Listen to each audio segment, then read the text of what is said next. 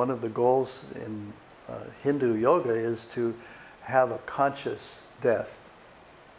You don't want an unconscious death where you just get drugged and pain and suffering and the body diminishes and then you die. You want to die consciously.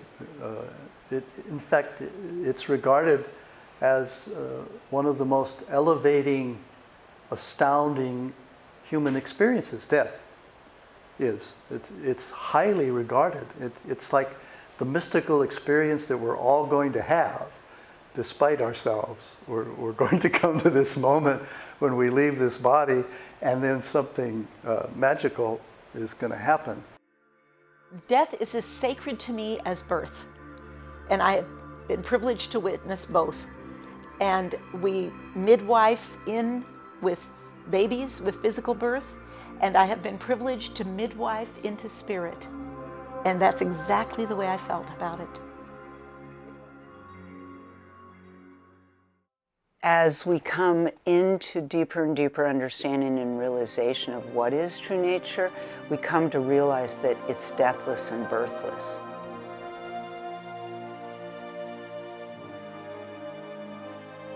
So that there actually is no death or birth, that who we truly are is ever present and isn't really destructible.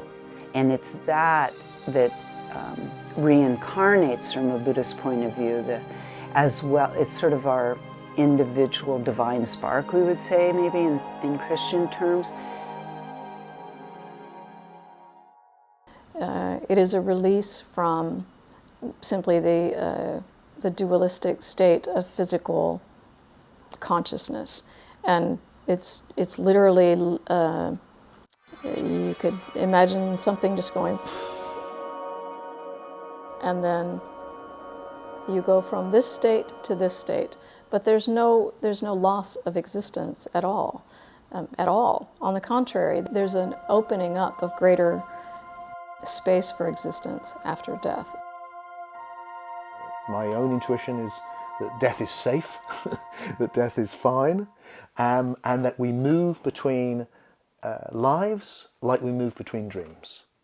That might be a very quick way of trying to say what is actually a very complex philosophy. So that I'm here now, but last night I was dreaming I was somebody else. And when I was dreaming I was somebody else, I had no remembrance of being Tim. I was that other person in that dream. And I've dreamt that I was hundreds and hundreds and hundreds of different people. And each dream Tim knew nothing about any of the other dream Tims. But this Tim, the waking Tim, knows all of them. And they're all aspects of me. And my sense is that we have a deeper identity, all of us, for which each lifetime is like a separate dream.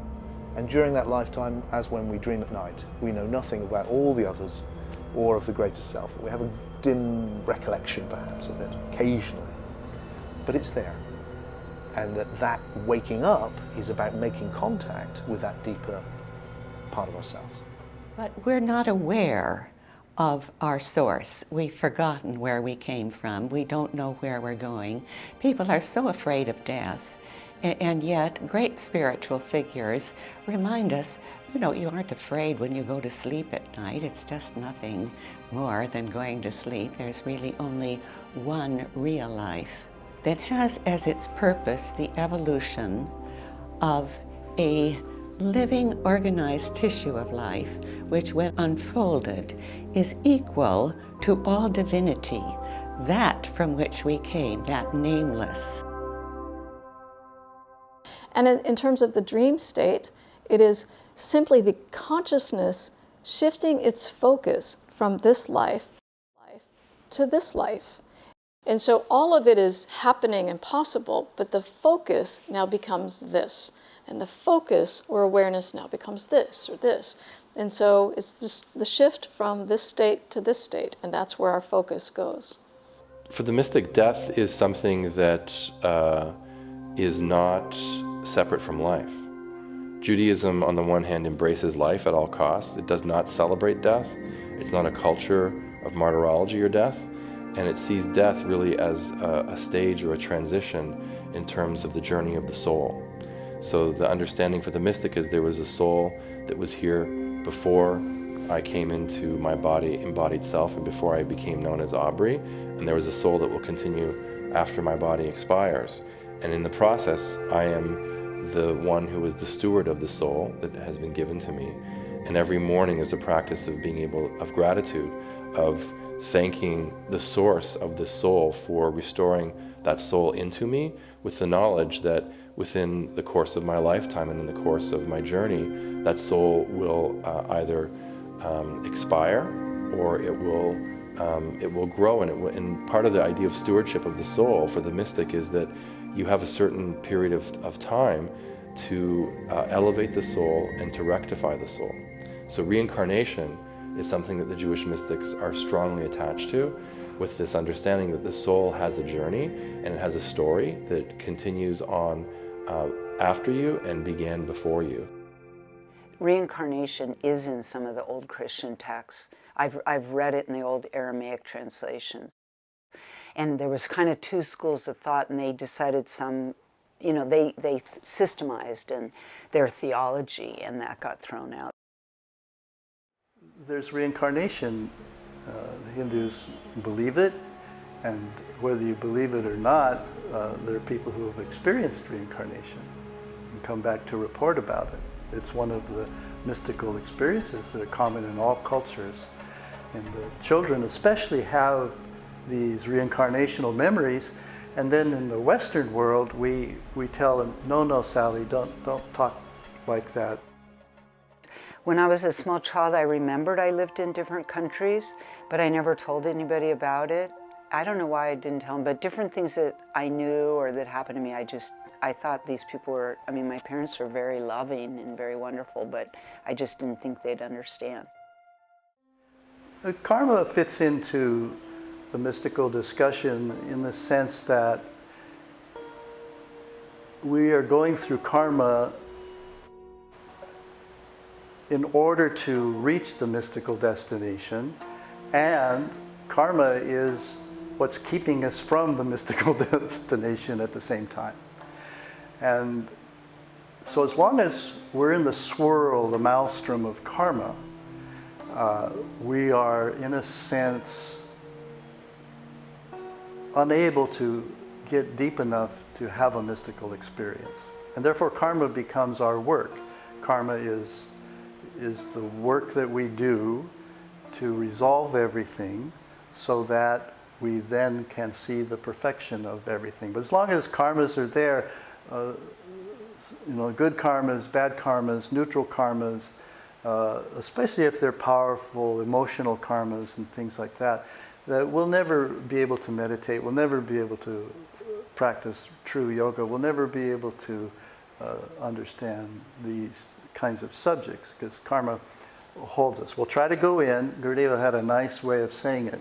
He says you try to go in, and karma is like a rubber band, and you're stretching it and stretching it and stretching it, and then it brings you back out.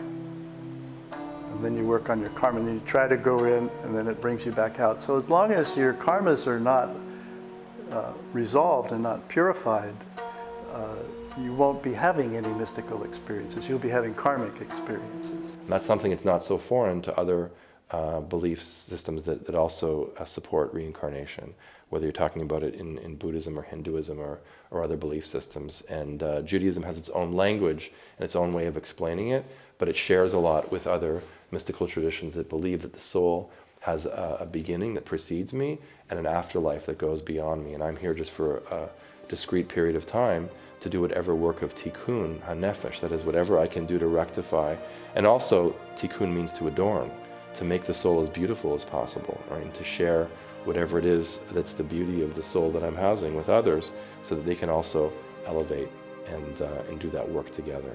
And I'm here for a certain period of time to be able to do whatever tikkun, whatever rectification, whatever repair work needs to be done that was missed on the last incarnation.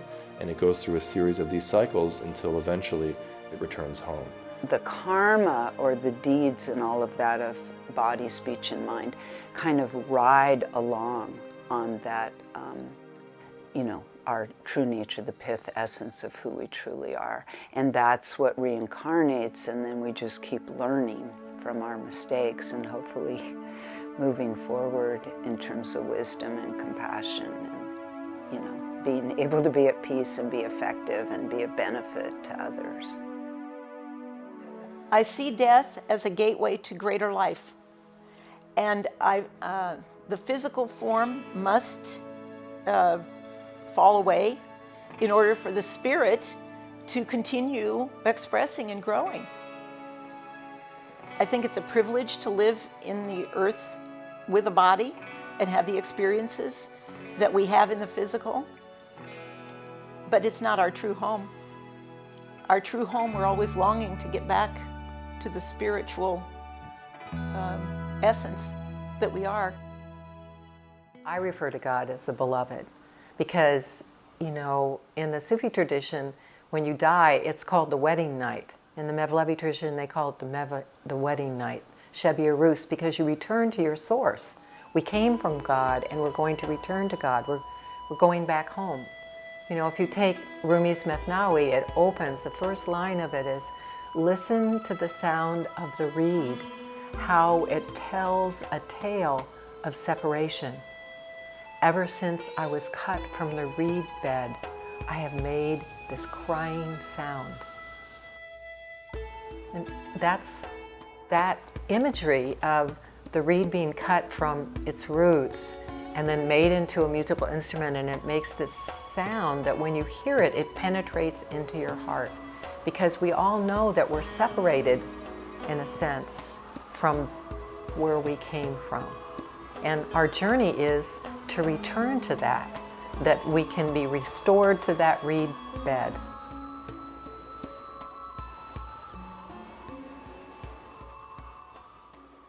But we have to awaken to our separation, and in awakening to our separation, we can also awaken to our unity. We can awaken to what lives within us that is real.